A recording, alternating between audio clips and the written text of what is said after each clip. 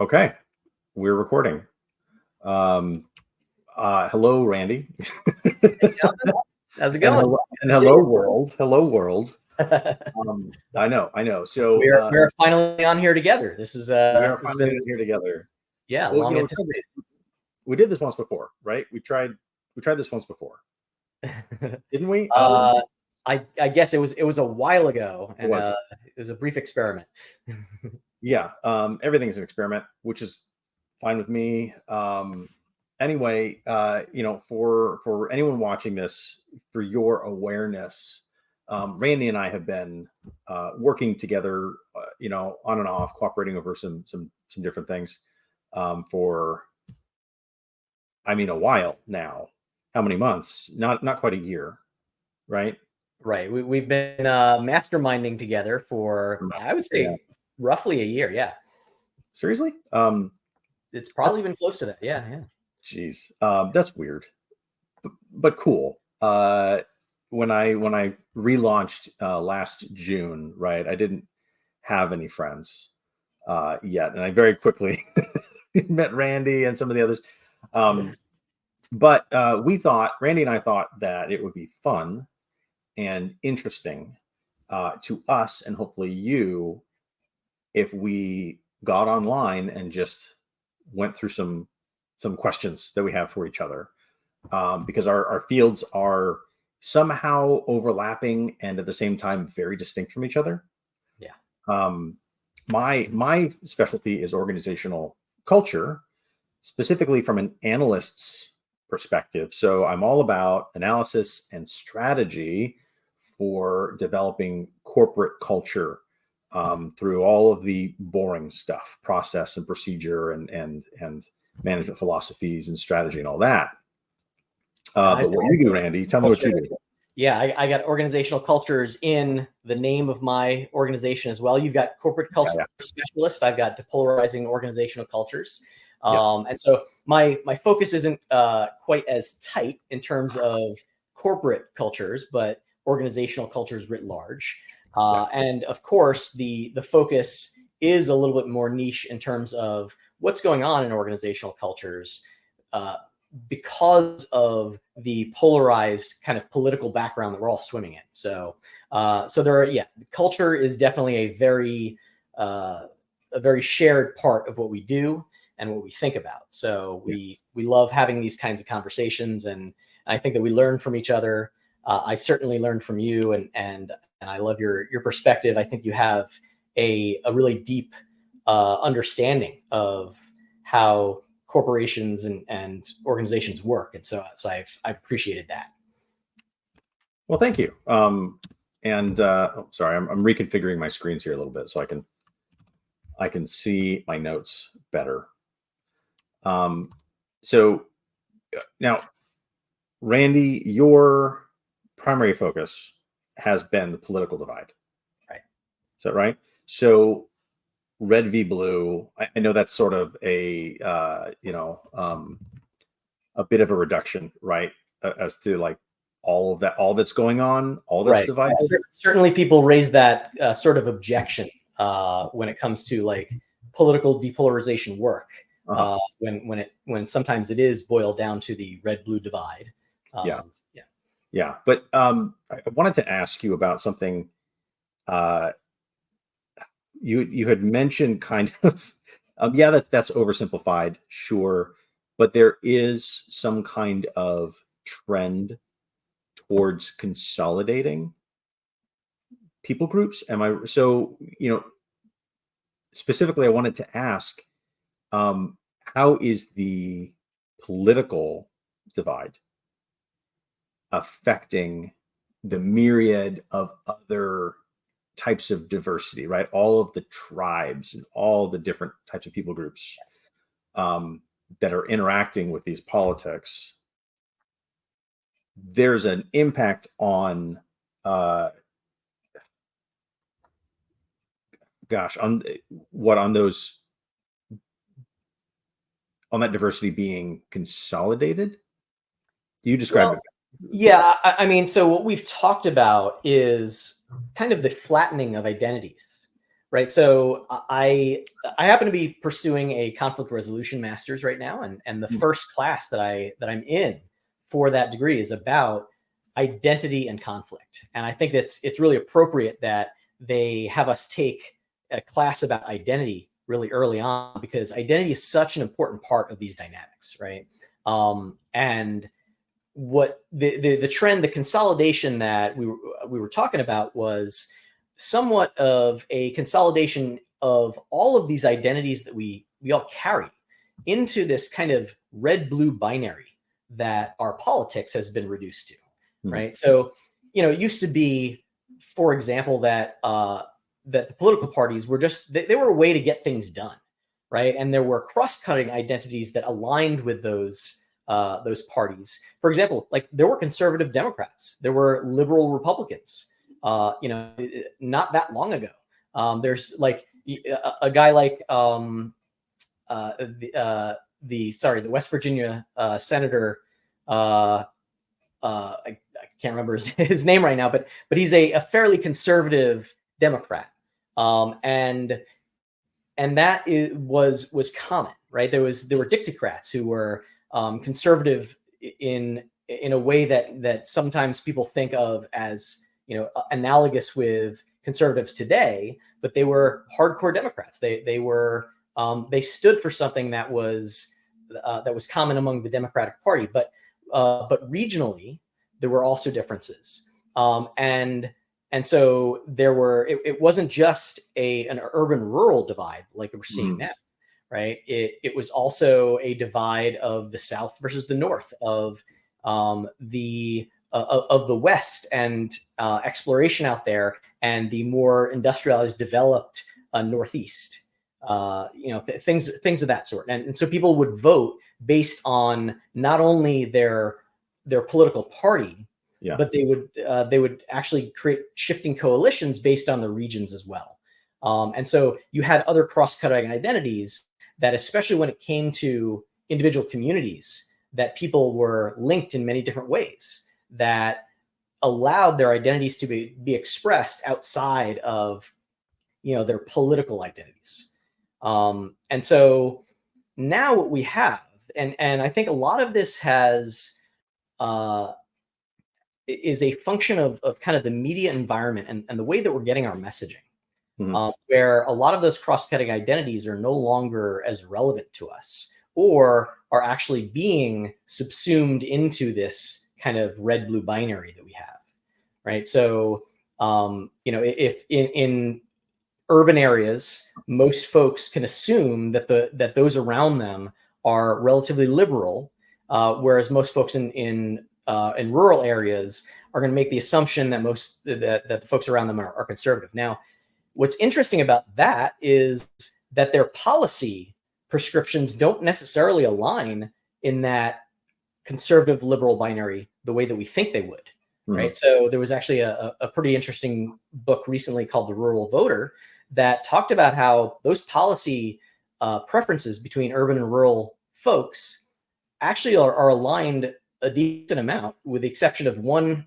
issue, which is guns. And you can imagine why that aligns differently, right, for urban versus rural voters. Yeah.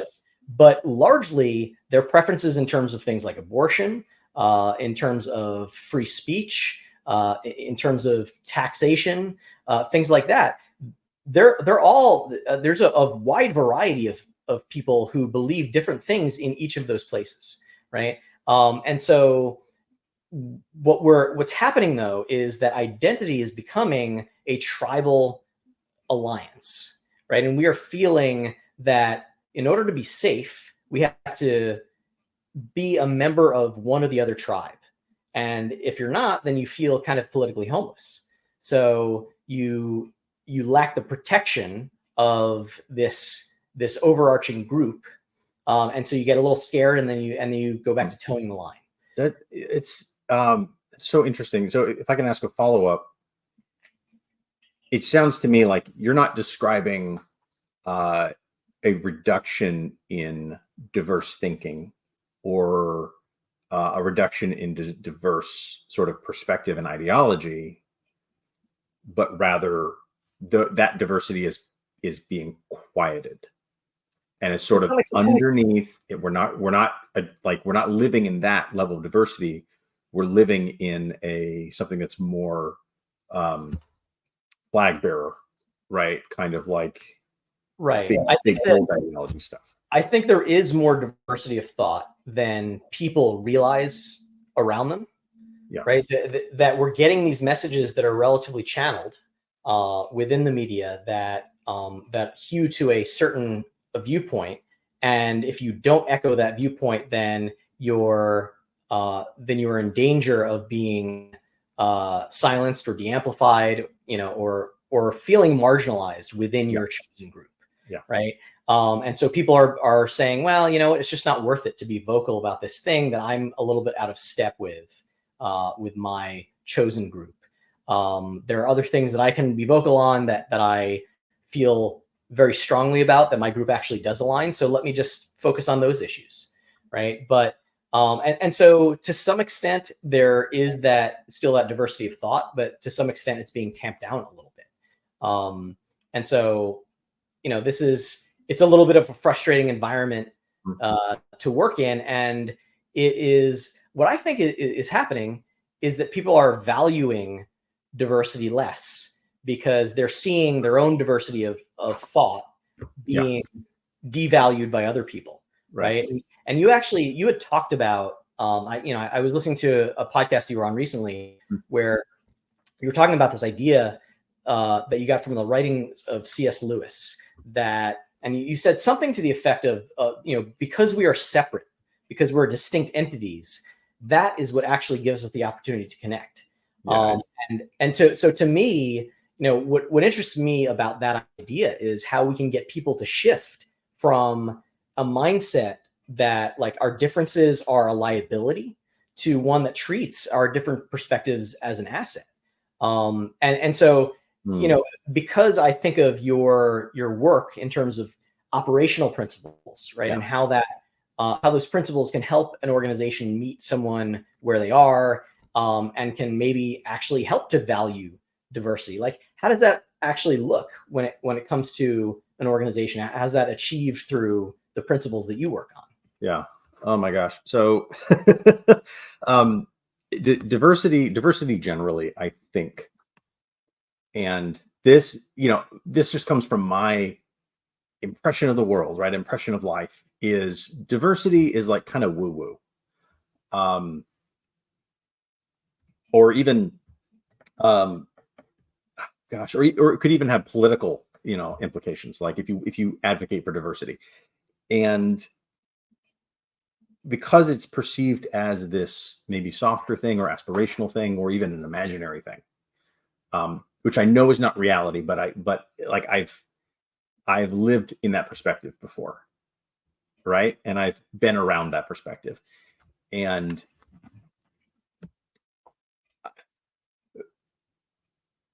to get diversity, to shift our perspective on diversity, it's not a binary change from we don't like it to we like it, or from we ignore it to we value it.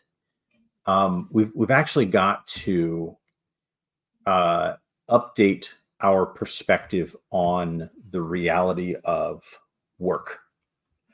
Now I'll explain that a little more. First going back to the C.S. Lewis concept, what C.S. Lewis was getting at, and this was I came across this concept in what is it called? The Problem with Pain, I think is the name of the book. Yeah. He was trying to explain how pain, why we have pain. Okay. That's super heavy. So like the function of pain for us, like evolutionarily, or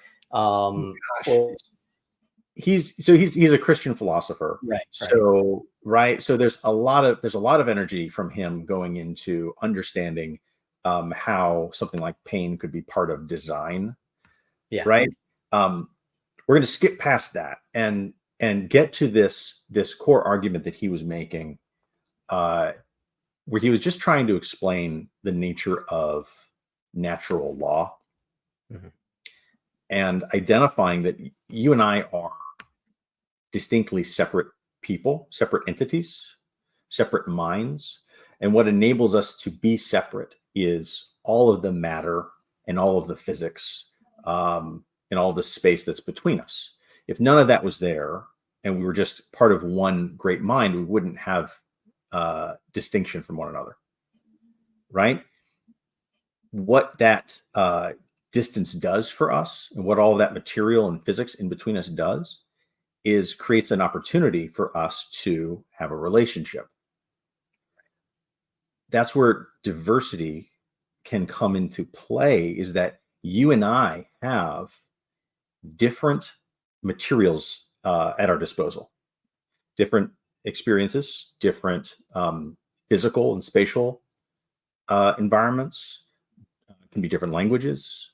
We certainly have different, brain chemistry. We have different talents, right? And because they're different, um, we can provide for one another a more enriching experience that one of us could not have. You take that into the workplace, right? And so far, just it's all been philosophical, right? Which is my personal grounding, but in a very practical sense, the diversity in the workplace is a core source of innovation. It's a core source of innovation. So there's this dynamic um, interplay that happens between two alternative perspectives.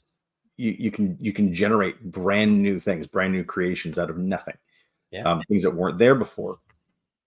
So, oh gosh, okay, I'm getting to it. I have faith. You'll get there. Let me come around to it. So we are shifting not from a perspective of we don't care about diversity to we care about diversity. We're shifting from we don't understand diversity to we are deliberate and careful and appreciative of this opportunity that it gives us. Mhm. In an operations setting, what that looks like is organizations being deliberate with discrete processes, policies, and procedures, management styles, rules and regulations, pay structures, all the ins and outs of organizational design, to bend those things into supporting and advocating for recognition of diversity and advocating for learning between people and between groups. Mhm. Um, so collaborative learning is the way Right. I would like to describe it. Yeah. Is there a type of diversity that, and we're talking a lot about diversity of perspective and Yeah. ideological diversity, right? So but diversity of perspective obviously has lots of different aspects to it. It's not just ideology, right? No. And so is there a type of diversity that you think organizations really need to focus on that they've kind of neglected till now? There's Yeah. obviously demographic diversity that has gotten a lot of focus, right? But what do you think that they need more focus on in order to more robustly kind of take advantage, to leverage those differences in people's perspectives? Yeah. So it's not a specific type of diversity that we should be going after. Mm-hmm. It's not a particular type of diversity, right? I could throw out things that are good and they'd all be good. What I think we need to be doing is recognizing the value of lots of distinctive voices all being heard. Right. Right. So it's not one particular type of diversity, rather the value of free, equal dialogue between hugely diverse groups of people. if we can value that dialogue, if we can value uh, the importance of a single voice in a crowd and then many voices, now we're accessing all that diversity. Right. Yeah, that makes a lot of sense to me. Yeah. Yeah. But that's not what polarization is doing. Right. Right. So if access to diversity and access to shared learning and having lots of equal voices, that's what gets us innovation and creativity from my perspective. Hmm. What are the outcomes of the opposite of this, what you call it, flattening? Yeah. Well, so the flattening that I was originally kind of referring to is the flattening of this dynamic to where it's just a binary. But I think the word flattening can also apply to, this idea that we've talked about in terms of monoculture, where an organization, all of its people hew to a similar type of thinking. And when a new influence, a new perspective comes up, that it is treated not as beneficial, but it is kind of tamped down. And it's, well, that's not aligned with the principles that we use for our organization. That's not going to get us an advantage because it's going to distract people. And so they just try to throw cold water on ideas that may come from a different stream, right? And so there is this cross flow, I think, between monocultures in a political sense and in other senses, where people, the political polarization of society is definitely seeping into organizations to where people feel like, well, maybe my perspective is not really that welcome here. And if their political perspective is out of pace with the rest of the organization, like, you know what, I'm just not going to talk about my politics here. But it doesn't quite end there, unfortunately, right? There are organizations that have said, you know what, political matters are not core to our business. We are going to say, don't talk about politics in the office. And to some extent, like for some particular organizations, that can work. But it does have the potential of giving a signal that, that talking about important things and maybe things that are a little bit risky to talk about when there's not enough trust, that we don't want any of that conversation in our workplace. And it actually does take a little bit of testing the waters to develop the trust with your colleagues in order to really, develop an innovative culture where people are willing to go out on a limb with their crazy ideas because they know that their colleagues trust that they have, one another's best interest at heart, right? And if the tamp down of the political disagreements, it starts to extend to, other things that are seen as less political, but might even have a connection to our politics, then you start getting more and more things that feel like they're off limits for people to talk about, right?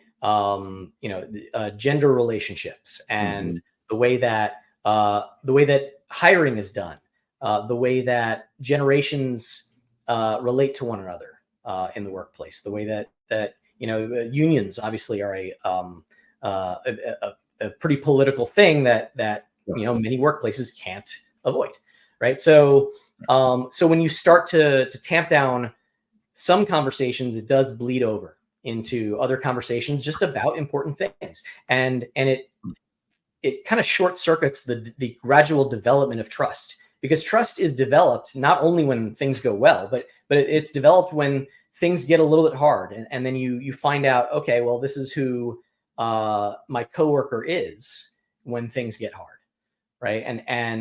And usually, I think that for the most part, people will not disappoint you. People will actually come through in a way that you're like, okay, they behaved like a reasonable person, and that little by little builds your trust of them, right? Yeah.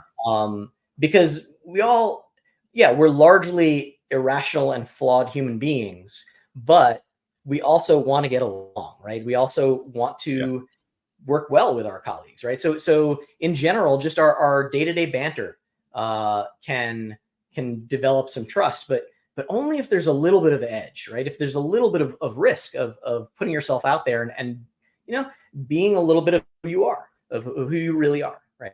And so, yeah, when that suffers, I think that organizational cultures suffer. And there's also, I was researching a white paper that I did last year, and I was wondering, okay, have we quantified some of this, what this mistrust is doing?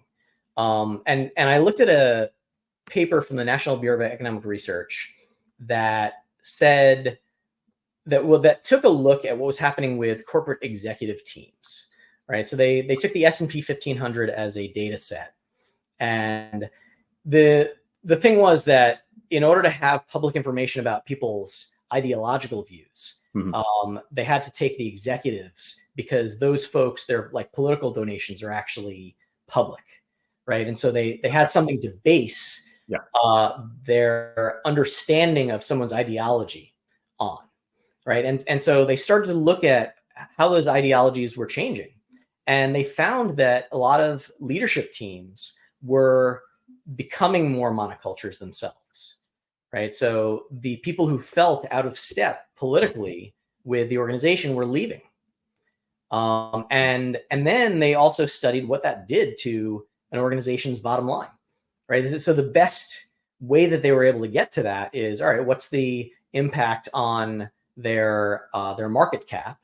And the average Fortune 1500 company, just based on political departures, someone leaving the executive team because they were out of step with the ideology of the rest of the team, the average company, not the average company that took a hit, but the average company overall in that whole data set took a hit of $200 million in market cap, right? So they're losing value because their executive team is getting less diverse in terms of ideology, right? So that is kind of scary, because I didn't expect that sort of stark impact to be obvious within the numbers. But when you look at that, it is clear that this is a trend, and it is absolutely affecting organizations. So yeah, to me, that's kind of shocking. That's fast. That seems to agree with what I've learned about executive teams and what they need to be high performing, which is some impossible balance between the homogeny of shared vision, right, and alignment, and diversity of thought and challenge of assumptions. Groupthink, I believe, is where most groups of people, most little clans of people will wander towards. Yeah. That diversity is something that has to be deliberately protected. Right.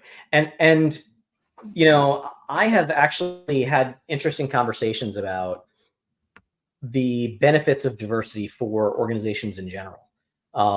So I was talking to a progressive about the place that he works and whether there should be room for conservatives in his organization.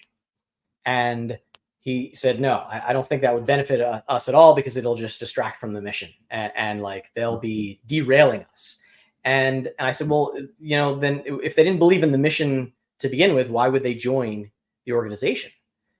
Right. And so I actually think that diversity of thought and even political diversity is a good thing for pretty much any organization, because it does give very distinct ideas about how to actually pursue the goals that you're pursuing. Now, I understand that there's limits to that, right? And I think that each organization does have to kind of have this conversation amongst itself, right? And decide, is there some benefit for us having this sort of diversity within our ranks? But I think it's largely hard to develop a case that any particular sort of diversity is bad for the organization, as long as that person that you're hiring does align with the overall goals of the organization.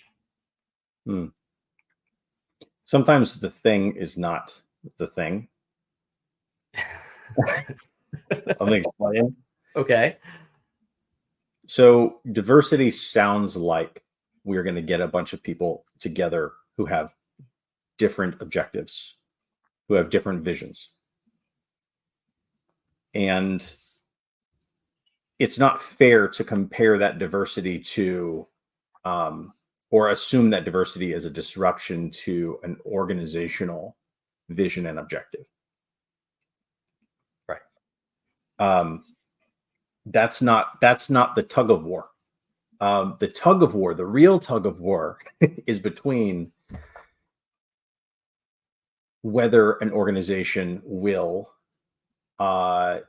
hear people or silence people inside the organization. It's not a question of how, are we diverse or not. You are diverse, and you can hurt people from being different. You can silence people from sharing their voices. But the type of diversity of ideas and purpose and motivation that comes from having a variety of interesting people in your organization, that is not in competition with organizational purpose. Right. They can and should coexist.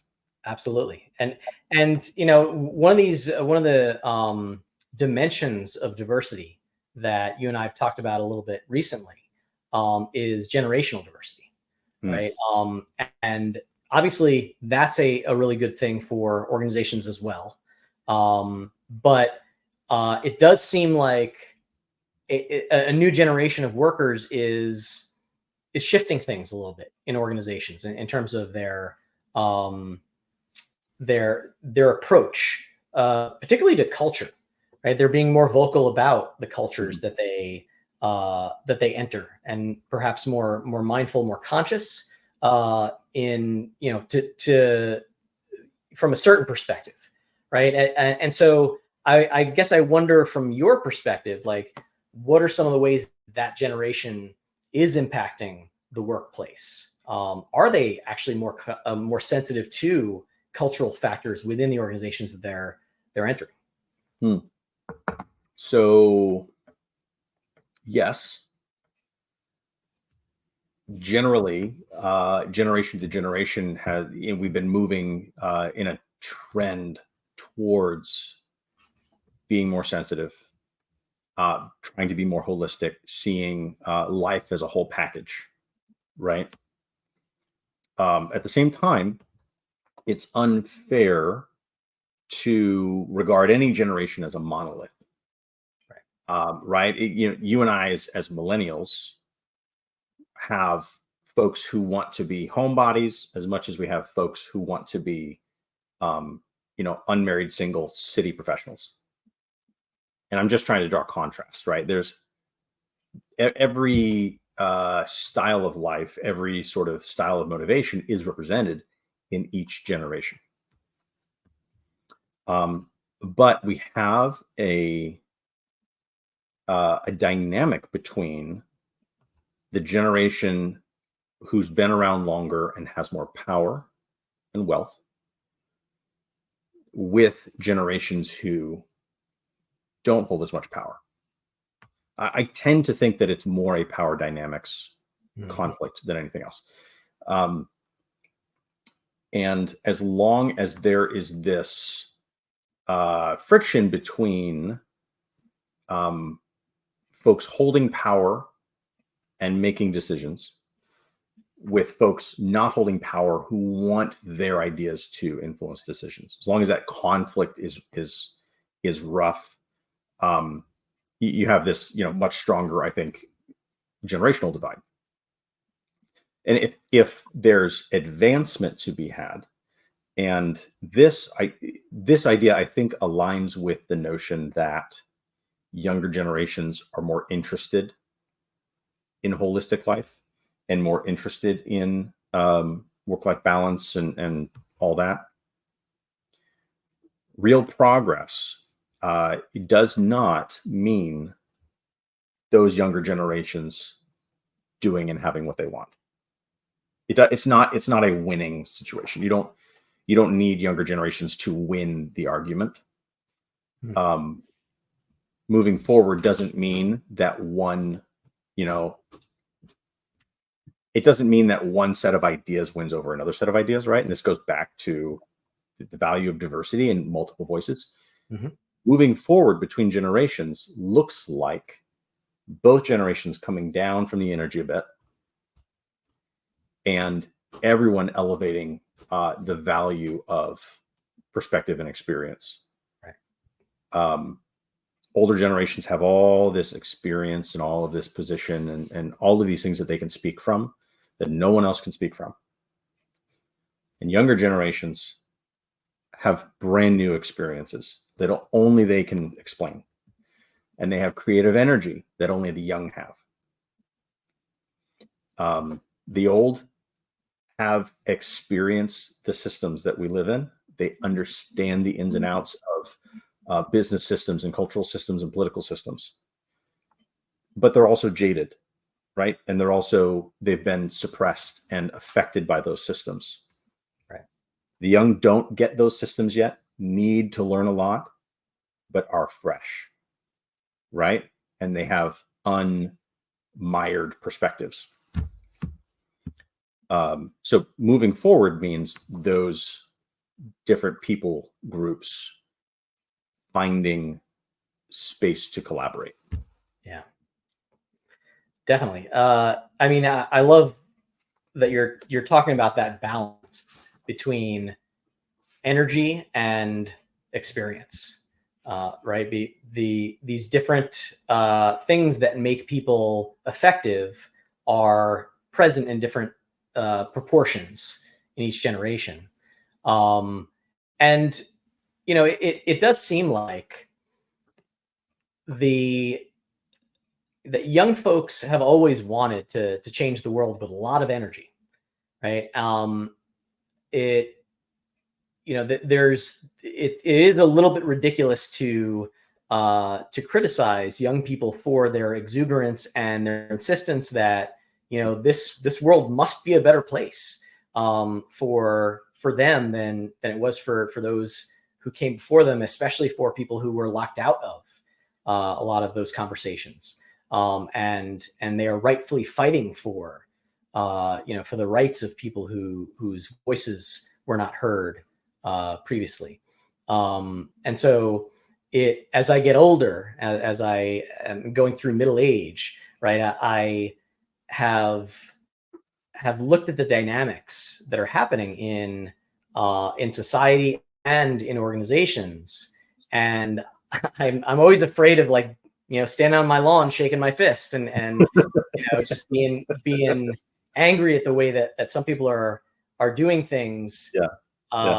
Because I didn't do them the same way, right? I guess one of the things that's frustrating I think that right now this is really apropos to what's going on in the news is the gerontocracy that we are experiencing in this country. I've never heard that word.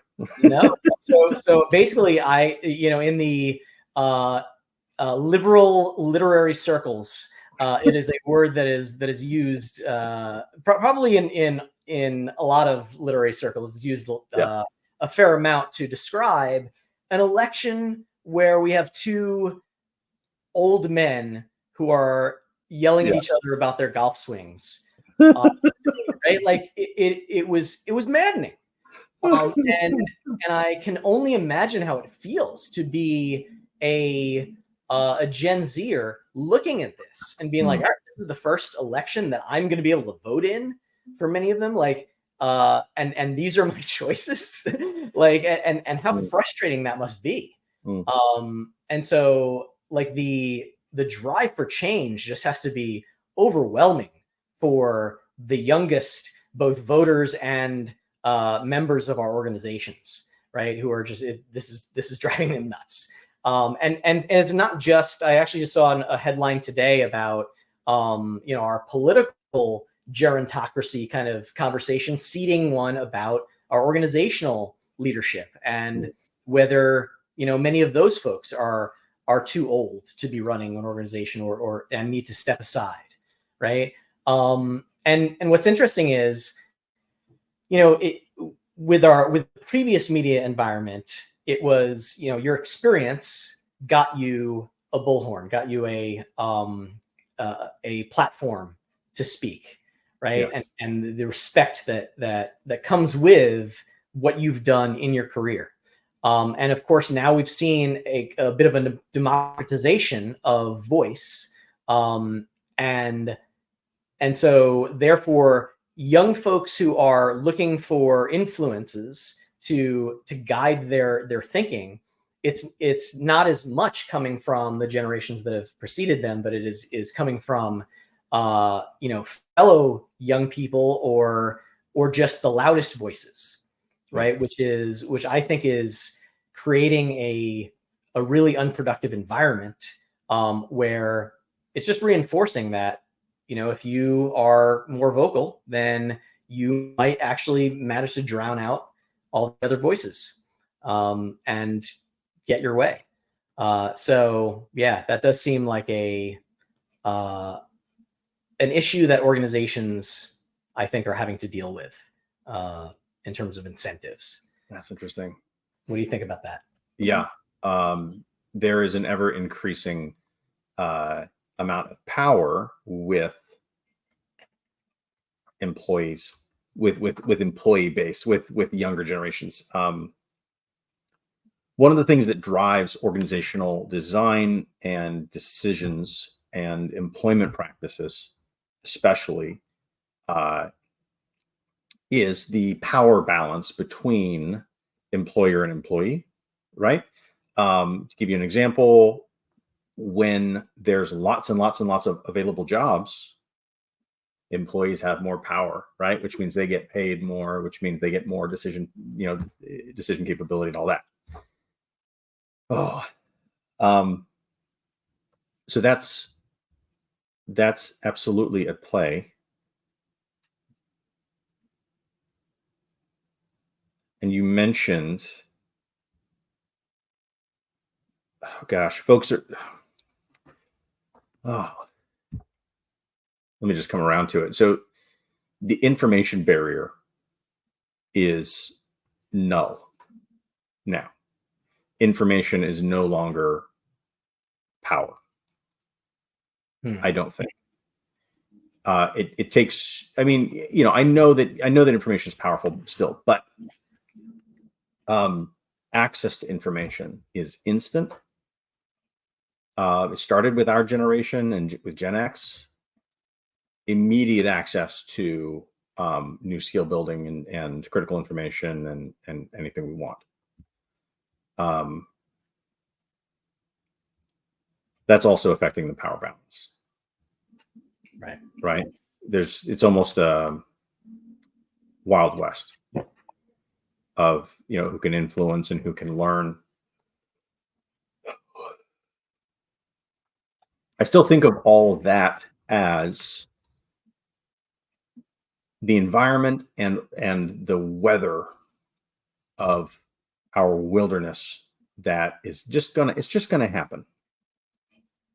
All the wildness, all of the power grabbing and tribalization and monoculture creation and flag bearing, all of that it's going to happen.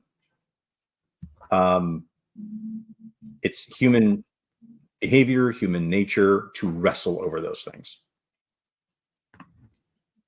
And that our responsibility as people who can see that happening